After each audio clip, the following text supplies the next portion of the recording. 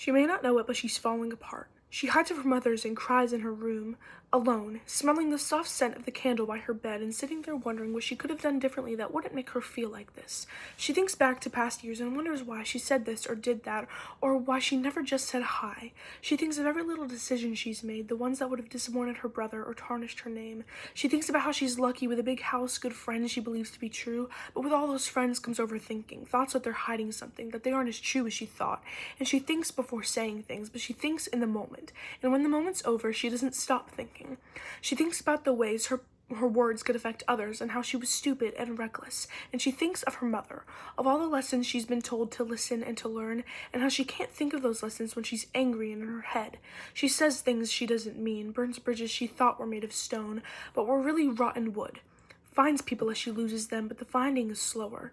And on top of all, she's positive and strong because if anyone knew, it would turn all her rights to wrong. But she remembers she's good, that a C isn't seeing the end of her career. She knows she can fix things, so she tries hard and relies on the relationships that kept their stone core. It's scary and tiring to push through the fire, but her lungs appreciate the oxygen. On a day where she's happy, she can sit there and breathe, type out some letters on a bright light screen, type out her worries into chapters of a story. She's telling the story, unsure of how much she really relates to the characters of her drama, and she lays on the bed with the lush pillows that represent her lush and lucky life, and she thinks about her parents that worked for it unlike her. She's awkward and scared, so she says nothing. She lives in the lush while her parents keep working and driving and feeling the pain while she's unsure of how to show the immense gratitude she feels because it's stuck in her brain, impossible words she can't seem to grasp, even though they're so little and easy, but their meaning isn't little.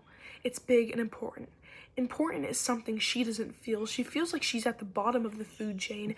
Every time a word comes out louder than expected, she feels that judging eyes are on her, digging into her arms and her legs, her eyes and her stomach. That's why her eyes well and her stomach starts hurting. That's why she takes a sip of water and stops talking. That's why her boyfriend looks over and asks if she's okay.